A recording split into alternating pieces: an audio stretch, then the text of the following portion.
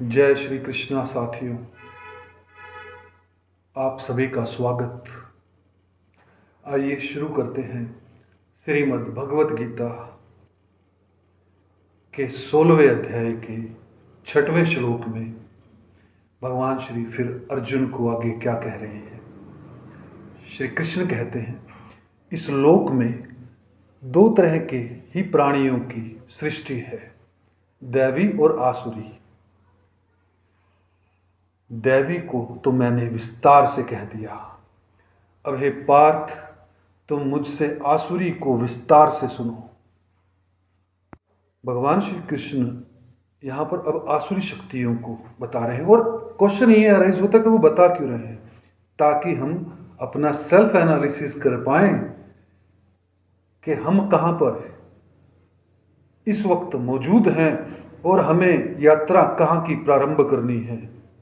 अंतकरण की जो यात्रा है हमारी, वो कहाँ से प्रारंभ करनी है, क्योंकि हर व्यक्ति अपने बारे में तो सदैव सत्य जान ही रहा होता है, चाहे वो दूसरों को कितना ही धोखा दे दे, परंतु स्वयं वो सत्य को जानता है अपने बारे में कि वो कहाँ पर है। श्लोक 7, आसुरी प्रकृति वाले मनुष्य किस में प्रवृत्त होना चाहिए और किस से निर्वृत्त होना चाहिए इसको नहीं जानते, और उनमें न तो ब्रहा बुद्धि, ब्रहा शुद्धि, न श्रेष्ठ आचरण और न सत्य पालन ही होता है। यहां पर श्री कृष्ण जी कह रहे हैं कि आसुरी प्रकृति वाला जो मनुष्य है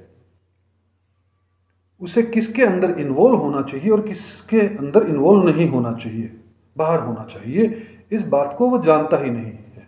ना तो उसके अंदर बाहर की शुद्धि होती है, मतलब उसके शरीर उस तरह से शुद्ध नहीं होता, उसका स्थान उस तरह से शुद्ध नहीं होता, और ना ही उसका आचरण श्रेष्ठ होता है, और ना ही वो सच बोलता है, सच बोलने का पालन करता है। श्लोक 8, वे कहा करते हैं कि संसार असत्य है, बिना मर्यादा के और बिना ईश्वर के अपने आप केवल स्त्री पुरुष के संयोग से पैदा हुआ है, इसलिए काम ही इसका कारण है, इसके सिवाय और क्या कारण है, और कारण हो ही नहीं सकता।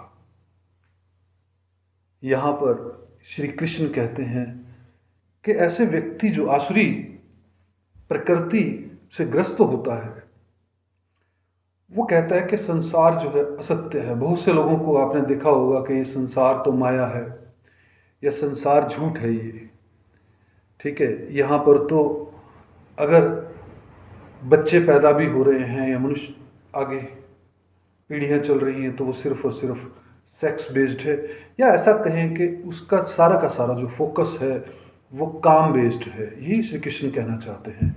वो उसका जो टोटल फोकस होगा वो काम पर होगा, सेक्स पर होगा। वो धन भी कमाएगा तो वो उसी पर खर्च करेगा। वो उसका जो भी एक्ट होगा बेसिकली जीवन का, वो सेक्स सेंटर्ड होगा। यहाँ पर श्री कृष्ण ऐसा कहना चाहते हैं। श्लोक 9, इस पूर्वोक्त नास्तिक दृष्टि का आश्रय लेने वाले जो मनुष्य अपने नित्य स्वरूप को नहीं मानते, जिनकी बुद्धि तुच्छ है, जो उग्र कर्म करने वाले और संसार के शत्रु हैं, उन मनुष्यों की सामर्थ्य का उपयोग जगत का नाश करने के लिए होता है। अद्भुत है। नास्तिक दृष्टि, आस्तिक और नास्तिक कौन है आखिर? मेरी दृष्टि में, मेरी समझ में आस्तिक वही है जो ध्यान प्रयोग करके परमात्मा के अनुभव की तरफ अपने कर्म को धीरे धीरे जीवन में लेकर जाता है, और नास्तिक वही है जो इनसे दूर रहता है। श्लोक 10 में भगवान कहते हैं, कभी पूरी न होने वाली कामनाओं का आश्रय लेकर दंभ, अभिमान और मद में चूर रहने वाले तथा अपवित्र व्रत धारण करने वाले मनुष्य मोह के कारण दुराग्रहों को धारण करके संसार में विचरते रहते हैं। दुराग्रहों का उपयोग जो है भगवान श्री कृष्ण ने किया है उनको धारण करने का, मतलब ग्रहों के नेगेटिव इफेक्ट को लेकर जो है वो संसार के अंदर लोग घूमते रहते हैं। श्लोक 11, वे मृत्यु पर्यंत रहने वाली अपार चिंताओं का आश्रय लेने वाले, पदार्थों का संग्रह और उनका भोग करने में ही लगे रहने वाले और जो कुछ है वह इतना ही है ऐसा निश्चय करने वाले होते हैं। जब तक ऐसा व्यक्ति आसुरी प्रवृत्ति वाला व्यक्ति जब तक रहता है वो चिंताओं में ग्रस्त रहता है, अपार चिंताएं उसको घेर कर रखती हैं, ये कैसे होगा, ये कैसे होगा, और उन्हीं का आश्रय लेकर और सिर्फ खाने पीने मौज मस्ती के अंदर ही जो व्यक्ति रहता है, जो कुछ उसके पास हो उसके लिए कभी शुक्रिया अदा नहीं करता परमात्मा का, तो ये ऐसा व्यक्ति आसुरी शक्तियों से भरपूर है, ऐसा श्री कृष्ण कहना चाहते हैं। श्लोक 12, वे आशा की सैकड़ों फांसियों से बंधे हुए मनुष्य काम क्रोध के प्राण होकर पदार्थों का भोग करने के लिए अन्यायपूर्वक धन संचय करने की चेष्टा करते रहते हैं।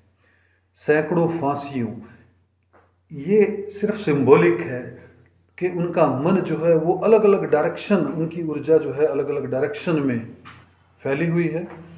वो काम क्रोध के अंदर ही लगे हुए हैं, पदार्थों के भोग करने के अंदर लगे हुए हैं, अन्यायपूर्वक धन जो है वो कमाने की कोशिश करते हैं, ऐसा श्री कृष्ण जो है इस श्लोक के अंदर कहते हैं। साथियों, इस वीडियो में इतना ही। अगर यह वीडियो आपको पसंद आई हो तो इसे लाइक कीजिएगा, शेयर कीजिएगा और हमारे इस मंच को सब्सक्राइब कीजिएगा। आप सभी के जीवन में स्वास्थ्य, संपत्ति, सुख, वैभव सब व्याप्त हो, ऐसी मनोकामना के साथ। धन्यवाद।